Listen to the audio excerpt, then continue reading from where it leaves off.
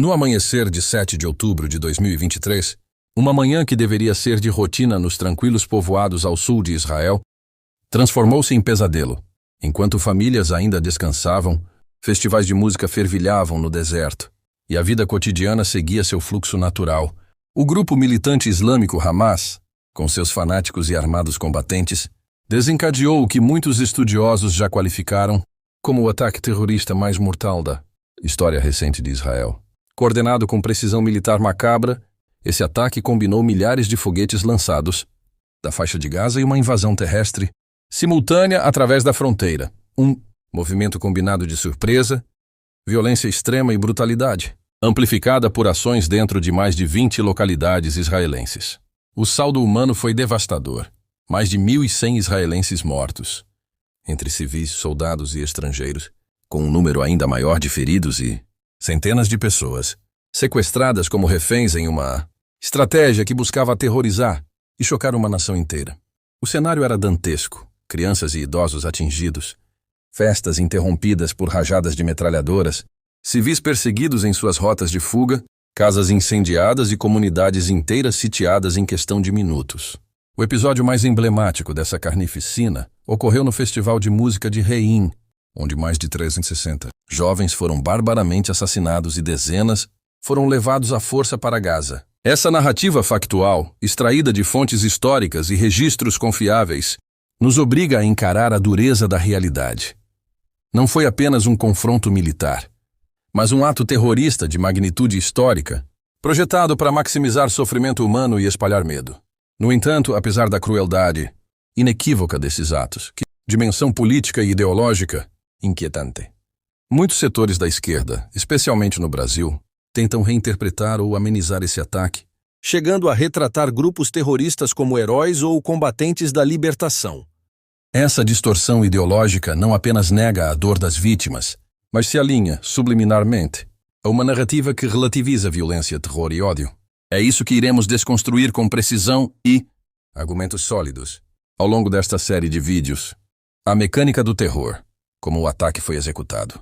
O ataque do Hamas não foi um ato improvisado, tampouco uma explosão espontânea de revolta popular, como tentam vender alguns militantes ideológicos no Ocidente. Foi uma operação terrorista planejada durante meses, com treinamento, logística, financiamento externo e uma cadeia clara de comando. Nada disso é compatível com a narrativa romântica de resistência popular. Trata-se sim de terrorismo organizado. Naquela manhã, mais de 5.000 foguetes foram disparados em poucas horas contra cidades israelenses, saturando os sistemas de defesa aérea e criando o caos necessário para a segunda fase da operação, a invasão terrestre. Combatentes do Hamas cruzaram a fronteira por terra, ar e mar, utilizando caminhonetes, motocicletas, parapentes motorizados e até barcos, numa demonstração clara de planejamento militar e não de desespero civil. Ao entrar em território israelense, os alvos escolhidos não foram bases militares estratégicas, mas casas, abrigos, kibutzim e eventos civis. Isso é um ponto crucial que muitos comentaristas da esquerda fingem ignorar. Civis desarmados foram executados à queima-roupa. Famílias inteiras assassinadas dentro de suas residências. Mulheres violentadas, corpos exibidos como troféus e crianças sequestradas. Nada disso é luta por libertação. É barbárie deliberada. O sequestro de reféns, incluindo idosos, mulheres e crianças, não foi um efeito colateral do conflito, mas uma tática central do ataque. O objetivo era claro: usar vidas humanas como moeda política, escudos humanos e instrumentos de propaganda. Uma prática condenada por todas as convenções internacionais, mas convenientemente relativizada por setores ideológicos que escolhem quem merece compaixão e quem pode ser descartado. E aqui surge uma pergunta incômoda. Se esse mesmo ataque tivesse ocorrido em Paris, Nova York ou São Paulo, os responsáveis seriam chamados de combatentes da resistência? Evidentemente não. Seriam chamados pelo nome correto: terroristas. Ainda assim, parte expressiva da esquerda, especialmente a brasileira, correu para as redes sociais e tribunas políticas não para condenar o massacre, mas para justificá-lo, contextualizá-lo ou até celebrá-lo. Esse comportamento revela menos preocupação com o povo palestino e mais fidelidade a uma ideologia que normaliza a violência quando ela serve à sua narrativa política. No próximo bloco, Vamos analisar por que essa simpatia ideológica pelo terror não é um desvio pontual, mas um padrão histórico da esquerda revolucionária. A esquerda e o velho hábito de romantizar a violência, para entender por que uma parcela significativa da esquerda, sobretudo a brasileira, trata um grupo terrorista como o Hamas com complacência, é preciso olhar para a história intelectual e política da esquerda revolucionária. Não se trata de um desvio recente, mas de um padrão recorrente. A romantização da violência quando ela é praticada em nome de uma causa ideológica. Desde o século XX, regimes e movimentos inspirados no socialismo e no comunismo justificaram massacres, expurgos e atentados como necessários para a construção de um suposto paraíso político.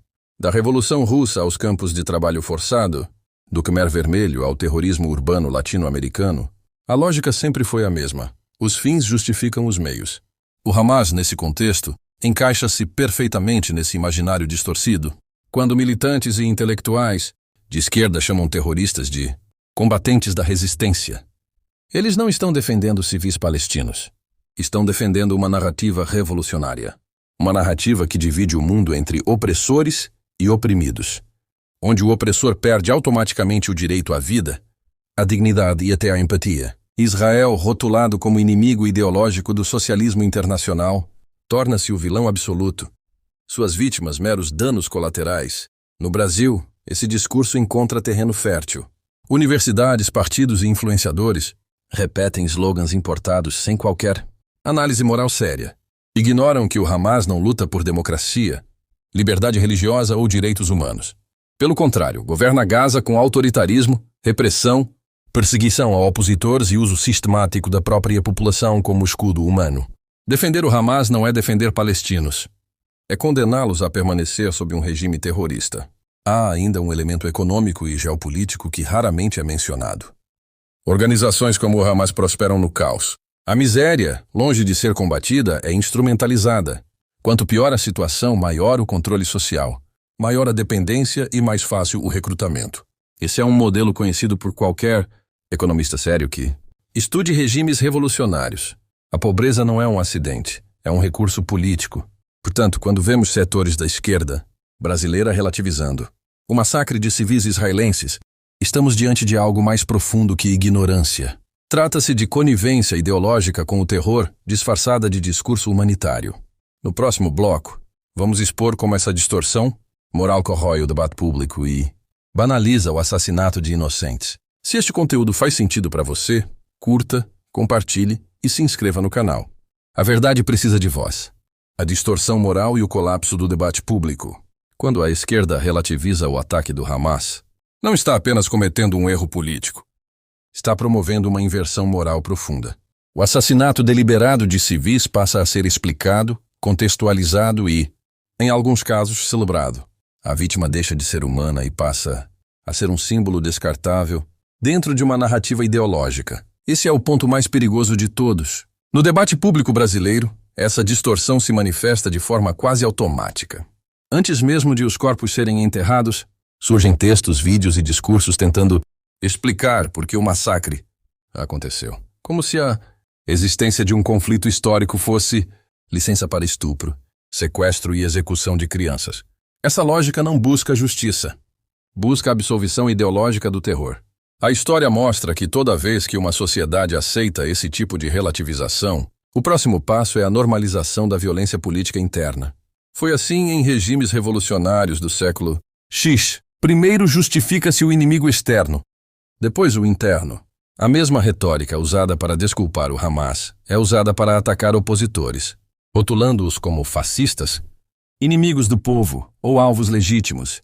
Do ponto de vista econômico e institucional, essa mentalidade é devastadora.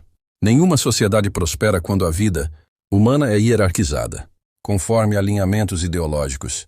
Países que flertaram com essa lógica, da União Soviética à Venezuela, terminaram com economias destruídas, instituições corroídas e populações reféns do medo. O terrorismo, quando tolerado, contamina tudo ao redor. Israel, com todos os seus problemas e contradições, é uma democracia funcional, com imprensa livre, judiciário independente e alternância de poder. O Hamas, por outro lado, representa exatamente o oposto. Um projeto teocrático, violento e antidemocrático. Equiparar esses dois lados moralmente não é neutralidade, é cegueira deliberada. Ao tratar terroristas como heróis, parte da esquerda brasileira abandona qualquer pretensão de defesa dos direitos humanos universais. Passa a defender direitos seletivos, válidos apenas para quem compartilha da mesma ideologia. Essa postura não constrói paz, não liberta povos e não salva vidas. Apenas perpetua o ciclo de ódio e morte. O que o ataque do Hamas revela sobre a esquerda contemporânea?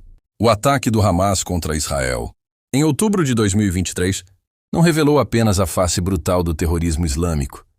Revelou também algo igualmente perturbador: a falência moral de parte da esquerda contemporânea. Diante de imagens incontestáveis de civis massacrados, crianças sequestradas e jovens executados em um festival de música, muitos não escolheram a empatia, mas a conveniência ideológica.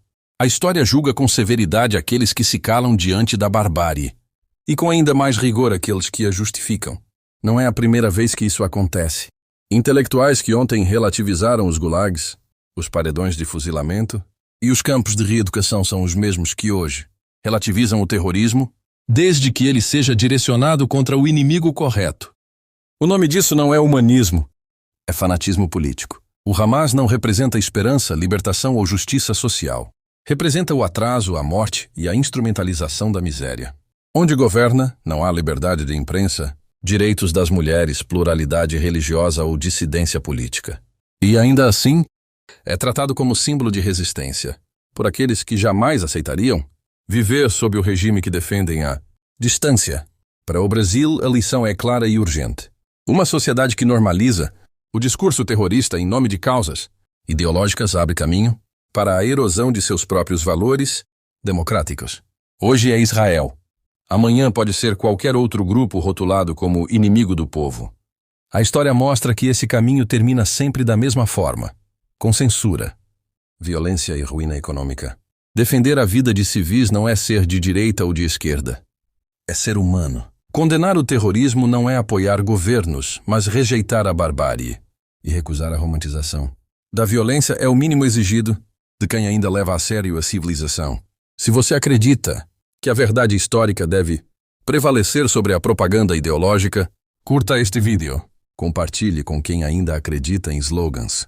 Inscreva-se no canal e fortaleça um espaço onde a história não é distorcida, para servir ao poder